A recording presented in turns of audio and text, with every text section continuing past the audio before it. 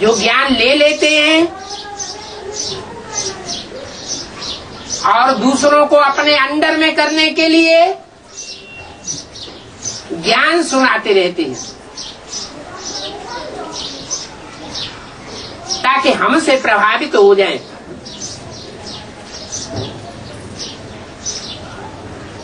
हमारे अंडर में रहें।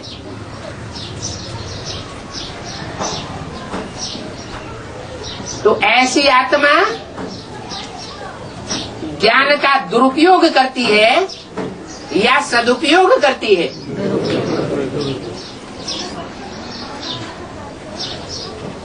दुरुपयोग इसलिए करती है क्यों ज्ञान सुनाने वाला है, वो ज्ञान सुना करके उस आत्मा को बाप के हवाले करे, बाप को अर्पण करे।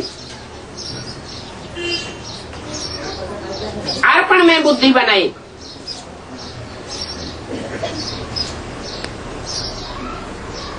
बाप को अर्पण न करके अपनी ओर जो आत्माएं आकर्षित कर लेती है वो धर्म गुरुओं की लिस्ट में चली जाती है। धर्म पिताएं भी ज्ञान लेते हैं, संगम युग में ईश्वरीय ज्ञान लेते हैं, पावरफुल आत्माएं बनती है। फिर वो विधर्मी क्यों बन जाते हैं?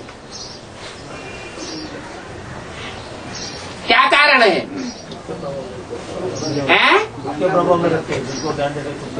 हाँ, जिन जिन आत्माओं को ज्ञान देंगे पहले उनको अपना बना देंगे। पहले क्या, बाद में भी नहीं उनका लक्ष्य रहता है कि ये आत्माएं बाप की बने। अंत तक उन आत्माओं के ऊपर अपना कंट्रोल रखना चाहेंगे। हठी होते हैं, हठ योगी होते हैं, अपनी हठ पर पक्के रहते हैं। चाहे संसार के सामने उन्हें बिल्कुल झूठी बात को अपनाना पड़े। दुनिया का सबसे बड़े से बड़ा झूठ क्या है? बाप को सर्वव्यापी कहना दुनिया का बड़े से बड़ा झूठ है। वो क्या साबित कर देते हैं कि बाप सर्वव्यापी नहीं है। बाप वो ये साबित नहीं करते कि बाप सर्वव्यापी नहीं है। वो साबित करते हैं कि बाप मेरे में भी है और जो भी अच्छे अच्छे पुरुषार्थी हैं उन सब में बाप समाया हुआ है। सबको बाप साबित करते हैं। कहते हैं मेरे में भी बाप है, तेरे में भी है, लेकिन तुम इतने ऊंचे पुरुषार्थी नहीं हो। मैं ऊंचा पुरुषार्थी हूँ। तो मैं ऊंचा पुरुषार्थी हूँ ये साबित कर देना माने सुप्रीम सोल की प्रॉपर्टी मेरे हक लगी है।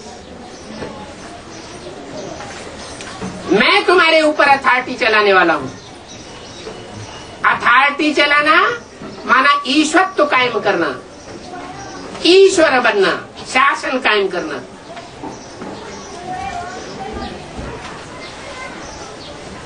तो ईश्वर अनेक हो जाते हैं। सुप्रीम सोल बाप आकर के बताते हैं अभी तो मैं आया हुआ हूँ, अभी शिवो हम बनने की दरकार नहीं है। अभी गीता का भगवान शिव को ही साबित करना है। शिव बिंदु का नाम है। गीता का भगवान आकर के कहते हैं कि मैं गीतापति भगवान हूँ। बिंदी कभी पति नहीं बनती है। बिंदी बिंदी आत्माओं के साथ सुप्रीम सोल ज्योति बिंदु शिव का एक ही संबंध है। कौन सा? बिंदी बिंदी आत्माएं बच्चे बच्चियां भी नहीं, और सुप्रीम सोल बाप बाप है। दूसरे संबंध तब ही बनते हैं जब कोई शरीरधारी में प्रवेश करे।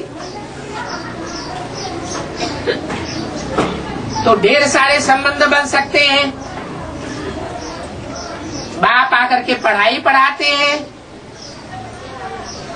कि मेरे साथ सर्व संबंधों का अनुभव किया जा सकता है। जिस संबंध की अनुभूति करने में अभी संगम युग में कमजोर बने रहेंगे, तो उस संबंध की अनुभूति करने के लिए जन्म जन्मांतर तड़पते रहेंगे। ये फाउंडेशन अभी पड़ता है और किसी युग में किसी जन्म में नहीं पड़ता। तो ज्योति ज्योति बिंदु जो आत्माएं हैं वो सब सजनियां तब बनती हैं जब अपने को देहधारी समझती है, देह का आधार लेने वाली हैं, देह भानी बनती है। तो कही जाती है तुम सब सीताएं हो। सीताएं माने रावण की जेल में आसानी से आ जाने वाली। सीता का अर्थ है ठंडे स्वभाव वाली, शीतल। तुम सब शीतलाएं हो। क्या शीतला ही हमेशा बना रहना अच्छा है?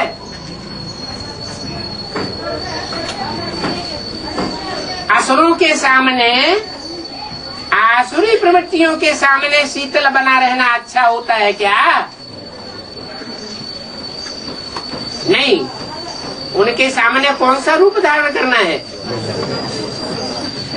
ज्वाला रूप धारण करना है। ये दोनों ही शक्तियां होनी चाहिए। देवियों के अनेक रूप दिखाए गए हैं। उन रूपों में एक रूप शीतला का भी है और एक रूप ज्वाला देवी का भी है।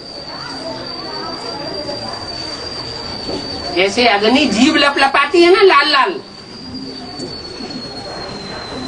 ऐसे उसकी जीभ में से ज्वाला निकलती है।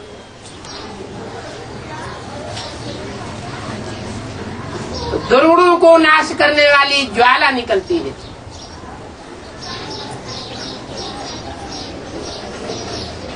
तो कभी शीतला और कभी ज्वाला रूप,